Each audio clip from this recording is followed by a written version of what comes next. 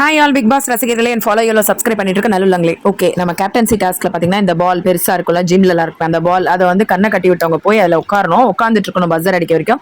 So அந்த மாதிரி ஒன்னொன்னா ஒருத்தர் அவுட் ஆகி வெளில போயிட்டு இருந்தாங்க. ரொம்ப ஃபன்னியா இருந்தது. ஆக்சுவலா பிக் பாஸ் சீசன் 9ல இந்த கேம் தான் பாக்குறதுக்கு ஃபன்னியா இருந்தது. ஆனால் கொஞ்சம் ரிஸ்க்கும் இருந்தது. எனக்கு கண்ணை கட்டி விட்டுனா எங்க போய் இடிச்சுக்க போறாங்களோன்னு சபரி அதை கொஞ்சம் நல்லா ஹேண்டில் பண்ணாரு. அவர் தான் ஜட்ஜா இருந்தார். யார் ஜட்ஜா இருக்கிறதுன்றதுலேயே ஒரு பெரிய அலசல் வந்தது.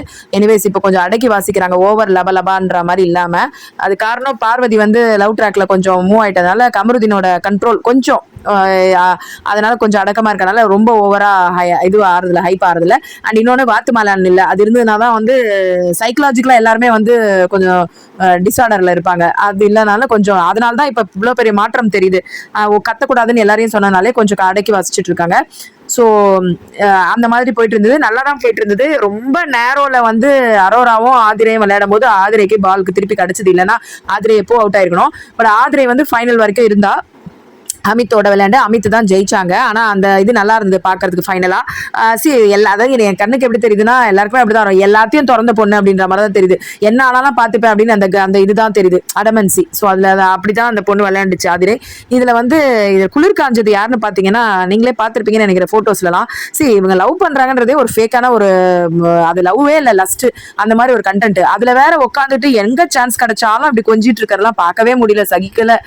இப்ப ஃப்ரேம்ல நல்லா இருக்குன்னா ஹீரோ ஹீரோயினா நடிக்கும் போது பாத்துக்கலாம். இப்படி வந்து ஒரு நல்ல ஒரு இந்த மாதிரி ஒரு ஷோல வந்துட்டு நேஷனல் டிவில எல்லாரும் பார்க்கும்போது இப்படி லவ் பண்ணிட்டு இருக்கிறதெல்லாம் வந்து நல்லாவே கையை பிடிக்கிறதும் முகம் பிடிக்கிறதும் கையை பிடிக்கிறது இதெல்லாம் வந்து எல்லாரும் பாக்குறாங்க. குழந்தைங்களா பாக்குற குழந்தைங்க என்ன மெசேஜ் சொல்றாங்க, யாரை வந்து நீ மனசுல நினைச்சுக்கிறியோ அவங்களை எப்படி வேணா நீ பழகலாமா. வெளியில வந்தா ஆப்வியஸ்லி இந்த அம்மாவும் வந்து மதுரை பொண்ணு அது இதுன்னு ஏதோ பார்த்து பேசுறவங்க தான். அப்படி இருக்கும்போது கமருதீனை எப்படி கல்யாணம் பண்ணிப்பாங்க அதெல்லாம் அடுத்த விஷயம், அவங்க பர்சன். இருந்தாலும் இது ஏன் இங்க உள்ள வந்து இந்த அளவுக்கு எஸ்டாப்ளிஷ் பண்றாங்கன்னு தெரியல. இவர் அமித் வந்து குரூப் எல்லாம் பிரிச்சாரு, யார் யார் என்னென்ன வேலைன்னு.